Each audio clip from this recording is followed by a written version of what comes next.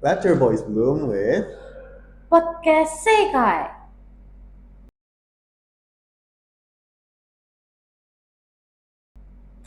Oke, jadi kalian nih pasti penasaran. Ini video apaan sih? Ngapain sih di sini? Nggak tahu. Kita di mana? Kita di mana? Oke, jadi video ini adalah video podcast sih pastinya. Gak ada mic gitu kan? Iya, udah ada kayak ini baru banget gak sih di Bener banget. sini baru banget kalian ngeliat kan Kayak kapan di orang lagi? tuh siapa sih? Iya tahu lu siapa aja? Lu siapa sih? Nggak tahu. Oke, jadi dulu gak sih daripada bingung-bingung? kita jelasin dulu kita ngapain Oh, di iya. sini, ya nggak sih? Oke, jadi ini tuh adalah podcastnya anak sastra Jepang.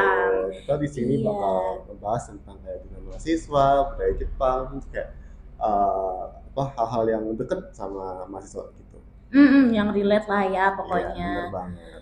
Nah, di sini pastinya kita ditemenin oleh host-host yang apa? Kita apa sih? Kita apa? Kita keren nggak? Mungkin ya. Mungkin ya, nggak tahu deh. Tergantung definisi keren menurut kalian tuh kayak gimana? Tergantung perspektif masing-masing ya. Iya betul. Tergantung kepercayaan dan amal ibadah. Oke. Oke, bersama hostnya yaitu aku Kay dan aku Paris. Hari ini kita bakal kedatangan sebuah seorang public figure sastra Jepang yang kayak sangat terkenal banget gitu guys. Seterkenal itu kah? Banget, parah. Oh my god. Kenal banget. Tatanya tinggi ya? Kayaknya, iya, tinggi banget. Tinggi banget. Aduh, kayaknya tapi kayak kerasa nggak sih auranya tuh di sini tuh kayak dingin banget. Dingin banget. Oh my god, aku takut. Rasanya mati. Iya, padahal rasanya mati itu sedingin itu. Oh my god. Kalau FIB dingin itu gara-gara dia lewat. Wah, keren banget. Ayo, banget. Daripada kita membuat tamunya menunggu, ayo kita panggil aja Ketua HMPS Sastra Jepang. Keren banget nih. Betul. Nah, gayanya aja udah keren banget tuh, Minasang. Keren banget. Select gitu kan kayak. Yes. So cool. Ya, very cool. Very budaya Jepang. Apa itu budaya Jepang? Iya gitu. Ayo kita perkenalan diri dulu nggak sih? Iya. Ayo silakan perkenalkan dirinya. Kakak itu siapa? Namanya siapa? Dari mana? Anaknya siapa? Kalau bisa alamat rumah, ya. Alamat rumahnya, nomor rekeningnya. Silakan. Ya. Oke, baik, sebelumnya perkenalkan nama aku di sini itu Christian Reddy Kurniawan dan tahun ini saya dipercaya sebagai Ketua HMPS Sastra Jepang. Namanya di sini. Kalau di sana namanya apa? Di sana Rendoy. boleh. Boleh. Oke. Oke, jadi kita boleh dong tanya-tanya, boleh nggak? Ya boleh. Oke, aku mau nanya nih, Apa ya aku nanya tadi? Oke. Gimana sih kayak cerita awal kakak ini kayak termotivasi untuk ingin mengambil keputusan sebagai ketua HMPS gitu? Apa yang menurut kakak? Ya, pertama itu kalau dari awalnya itu dari tahun lalu ya, itu kan aku pertama kali ikut organisasi HMPS Sastra Jepang, Fusionaris HMPS Sastra Jepang. Nah, di sana itu sebagai anggota bidang 1. Ya, awalnya hanya ingin satu periode saja untuk berbakti kepada sastra Jepang, namun pada akhir tahun lalu itu pas pada saat pemilihan calon ketua HMPS, yaitu nama aku jadi salah satu kandidat.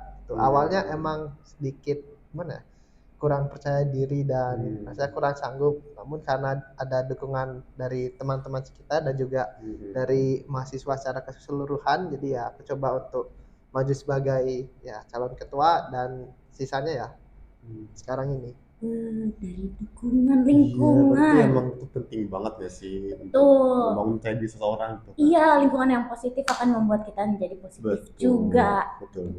Oh my god, keren banget sih kakak. Oke, aku mau nanya nih kak. Kakak kan ketua Hima ya. Dari kalau kabinetnya kakak tuh namanya apa dan bisa jelasin nggak sih di balik nama kabinet itu tuh ada filosofinya apa, meaningnya apa gitu.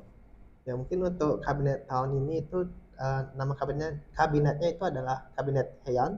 Nah, dari Heian sendiri itu terinspirasi dari salah satu zaman yang ada di Jepang ya. Itu ada Heian Jidai.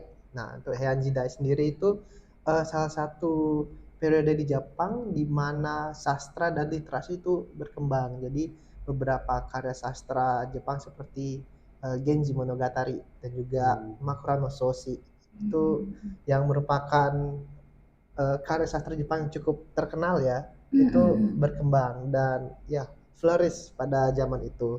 Itu jadi di sini itu esensinya agar ya dari aku menginginkan agar dari mahasiswa sastra Jepang itu bisa bloom dan menghasilkan ya sesuatu yang menjadi ciri khas. Itu sama seperti karya-karya Jepang pada zaman Heian itu menjadi ciri khas pada zaman Heian. Itu aku juga ingin pada tahun ini itu anak-anak sastra Jepang juga bisa tumbuh dan berkembang. Dalam banget gak sih artinya kayak kita tuh selalu kayak zaman Heian yang dimana zaman itu tuh kayak kita banyak literasi yang boom gitu kan, kayak booming gitu. Berkembang banget ya. Sangat dalam filosofinya. Dalam sekali. Sedalam apa? Gak tahu. Nggak tahu. Lanjut aja udah. Ya. Terus aku penasaran sih Kak, kayak tantangan terbesar Kakak tuh selama menjabat ini tuh apa gitu? Apakah dari anggotanya atau kayak dari cara mengatur waktunya atau kayak gimana? Mungkin salah satu sedikit kesulitan atau kendala ya itu ini sih, cara agar bisa membuat para anak-anak baik ya yang fungsionaris dan juga non fungsionaris itu bisa saling membantu dan saling mensupport. Karena ya pastinya ada beberapa yang beda pendapat dan ya mengenai suatu hal itu pasti ada berbeda cara pikir untuk suatu hal atau pendapat. Nah, itu bagaimana cara kita bisa menyatukan mereka semua dan saling mensupport, itu yang sedikit ada kendala sih. Namun ya hingga saat ini itu masih bisa tercukupi lah, masih bisa saling ngebantu gitu. Keren. Oh my God. Sih pasti susah banget. Tapi berarti kalau menurut kakak gimana ya, kalau misalnya masalah-masalah itu kan pasti ada ya. Itu masalah ada nggak yang beneran kakak alamin yang sulit banget, yang kayak sampai kakak tuh udah capek tapi akhirnya kakak bisa selesaiin? Ya mungkin kalau seperti itu apa ya, kalau aku list kayaknya bakal gitu sampai malam ini kita di sini. Ya mungkin salah satunya ya satu aja yang benar-benar terkesan ya mungkin mirip yang seperti aku bilang tadi itu ya, bagaimana cara kita bisa saling mempersatukan anak-anak itu sih, yang anak-anak sastra Jepang, maaf itu sih baik dalam. Berarti sempat ada konflik? Ya mungkin ada beberapa konflik tentunya pasti itu ada, namun untungnya syukurnya itu hingga saat ini konflik-konflik yang ada itu bisa terpecahkan. Keren. Berasa detektif kan yang masalahnya terpecahkan. Jadi kita kayak apa ya, kakaknya ini kayak sebagai penengah gitu ya dari betul. antar mahasiswa sastra gitu ya. Betul, jadi posisi penengah. Tapi emang susah banget sih jadi posisi penengah. Kayak semuanya pasti pernah ngalamin kalau dalam pertemanannya itu pasti ada yang kayak mereka berdua berantem terus kita bingung kita mau milih yang mana. Iya, ada yang kayak si A mikir kayak gini, sebenarnya yang B kayak mikir gini, kayak beda pendapat gitu kan. Padahal cuma kayak miskomunikasi aja dan kita jadi bingung sendiri gara-gara dua-duanya teman kita. Ya sih, pasti kayak pernah ngalamin, pasti relate juga kan. Relate gak? Ya tentu relate. Kamu relate gak? Aduh. Ya. Tuh. Terus kayak misalkan kayak selama kakak menjawab ini kayak ada nggak sih momen yang paling kakak cherish gitu yang kayak aduh ini momen aku tunggu-tunggu dari dulu banget nih gitu. Kayak, apa banget. Mungkin kalau yang di cherish itu ada beberapa agenda atau kejadian yang aku cherish, tapi mungkin salah satu yang benar-benar aku cherish sampai saat ini itu ada ketika memimpin rapat besar fungsionaris HMPS pertama itu. Ya karena pertama kali di sini aku dipercaya sebagai ketua dan memimpin rapat, ya awalnya itu emang sedikit doki-doki suruh. Ya sedikit doki-doki dan deg-degan sedikit ya. Namun ketika di akhir rapat itu selesai dan rasa leganya ada, ya itu ketika bertemu dengan semua fungsionaris dan foto bersama ya itu kebersamaannya dapat. Hmm, hmm, hmm, hmm, hmm. Aku mau nanya dong, kalau selama ini kan udah berjalan berapa bulan? Ya kurang lebih 6 bulanan. Udah lama ya, setengah Iya, tahun ya? udah setengah tahun. Nah, selama setengah tahun itu pasti udah banyak banget dong proker yang dijalanin. Ya benar sekali. Nah, di antara proker-proker itu ada nggak sih yang paling berkesan menurut kakak, yang kayak paling kakak Taruh dalam hati gitu ya? iya, sampai masuk ke hati kayak oh my god keren banget ini buatan gue nih. Mungkin salah satu proker yang sangat berkesan ya meskipun dari aku sendiri itu semuanya berkesan, namun yang salah satu yang stand out itu dari klub-klub ya, klub-klub ya. Spesifiknya itu ada klub manga klub. Nah, di sana karena di manga klub sendiri itu menghasilkan karya seperti gambaran itu, dan ya saya sendiri sedikit ada ketertarikan menggambar, jadi ya emang senmonnya sedikit di sana gitu. Boleh spill gambarnya nggak? Waduh, kalau spill gambar bisa cek Boleh, Instagram aku Christian Di Reddy. follow guys. Wah, di follow. Jangan lupa. Wah, promosi boleh, nggak apa-apa. Nggak apa-apa, Kita nggak suka promosi-promosi. Terus tadi kan kakak kan ada mention soal klub kan, kalau ada apa lagi sih kak klub yang bisa kita datengin gitu kalau kita kayak gabut gitu kan, misalkan kayak Iya, itu kita ada peraturannya nggak? Kalau apa boleh kayak gabut nih datang? Oh ya, untuk klub-klub sendiri di sastra Jepang itu ada 4 klub ya. Ya, kalau untuk ketentuan masuknya itu tidak ada, hanya saja ketika memilih salah satu klub atau bisa lebih itu bebas, tetap diusahakan untuk saling aktif ke klubnya masing-masing itu. Terus untuk klub-klub sendiri yang ada di sastra Jepang itu ada 4. Yang pertama barusan aku bilang itu ada manga club. Lalu yang kedua itu ada Yosakoi Club. Nah, untuk Yosakoi Club sendiri itu merupakan klub di mana bagi yang ikut membernya itu melatihan untuk dance tradisional Jepang, yang bernuansa Jepang gitu, dan juga tampil di beberapa agenda baik di fakultas ataupun di kampus luar gitu. Lalu yang ketiga itu ada Kaiwa Club. Nah, untuk Kaiwa Club sendiri ini merupakan klub di mana mahasiswa bisa bertemu dengan Nihonjin atau orang Jepang dan melatih untuk berkaiwa dan berconversation secara langsung gitu. Lalu yang terakhir di sini ada Art and Craft Club. Nah, untuk ANC sendiri itu merupakan klub yang berusaha membuat kerajinan tangan, jadi perintilan seperti gantungan kunci atau mungkin perintilan lain sebagainya seperti itu. Namun selain itu juga ada salah satu yang termasuk Art and Craft Club itu adalah Shodo atau kaligrafi Jepang. Wih, menarik banget nggak sih? Kayak iya. pengen deh masuk klub kayak gitu. Aku pengen belajar nulis Jepang. Aku pengen Tapi belajar nari kali ya. Boleh tuh. Boleh tuh. Mungkin. I know.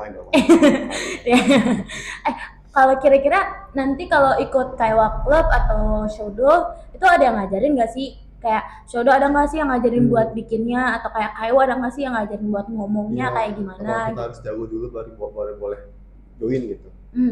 Ya, untuk masing-masing klubnya itu ANC dan juga Kaiwa itu pastinya ada PIC-nya ya, person in charge, yang bakal ngebantu minasan ke depannya ketika join. Mungkin ada beberapa yang sudah berpengalaman baik berkaiwa atau menulis Shodo, tapi ya mungkin ada yang belum berpengalaman, ada yang sudah, itu tetap bakal dipandu masing-masing dan dibantu oleh PIC-nya masing-masing klub gitu. Jadi yang diutamakan tuh yang penting niatnya gitu. Iya sih, bener sih, emang utama itu selalu niat, kalau nggak ada niat gak bakal jalan. Betul, bener banget. Betul. Iya, terus kakak sendiri kayak ada nggak sih kayak harapan pribadi kakak sebagai ketua MPS kayak ke depannya, baik itu dari MPS sendiri ataupun dari mahasiswa sastra Jepangnya gitu? Mungkin kalau secara general ya dari aku sendiri ingin agar kedepannya mahasiswa sastra Jepang itu dapat saling ngebantu baik dalam berproker atau berorganisasi, baik fungsionaris ataupun non fungsionaris. Itu aku harap agar kedepannya dapat saling membantu dan menyukseskan agenda apapun yang dilaksanakan. Mungkin juga kalau teman-teman pengen tanya poin soal HMPS dan segala macam, mungkin bisa dilihat juga di Instagramnya. Apakah Instagramnya HMPS? Untuk Instagram HMPS sendiri itu ada di Bun Kasekai ya, bisa di follow. Ada di sini. Ada.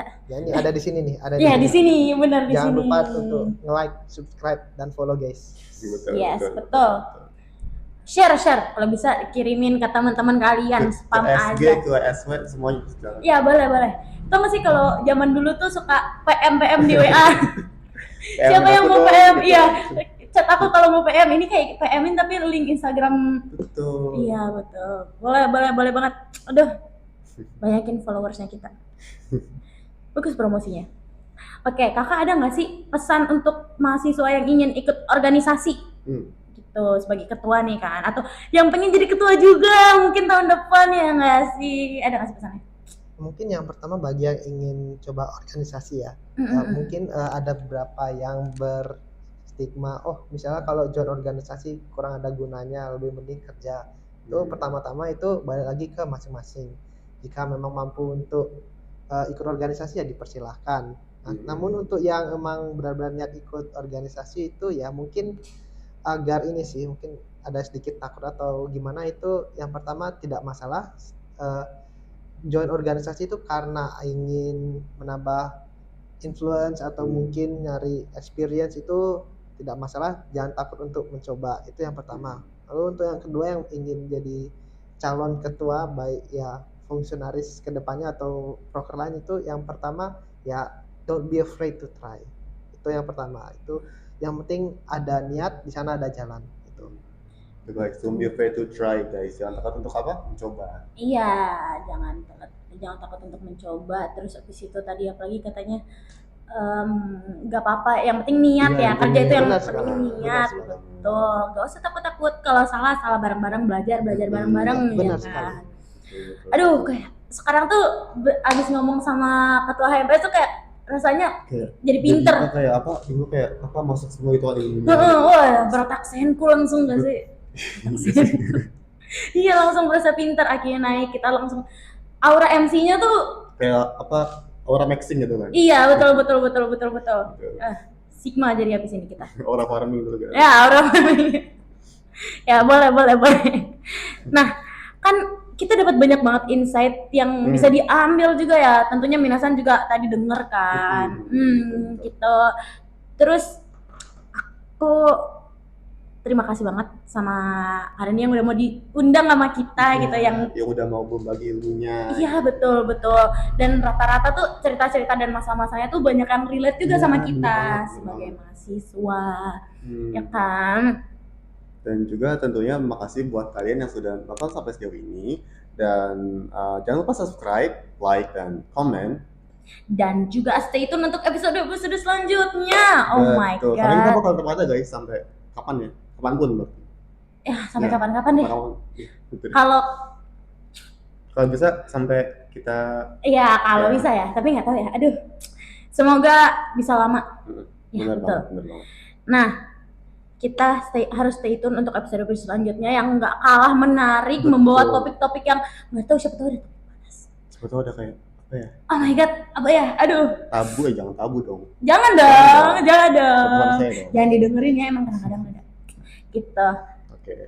Sampai ketemu lagi, dan ingat, let your voice bloom with Podcast Sakai.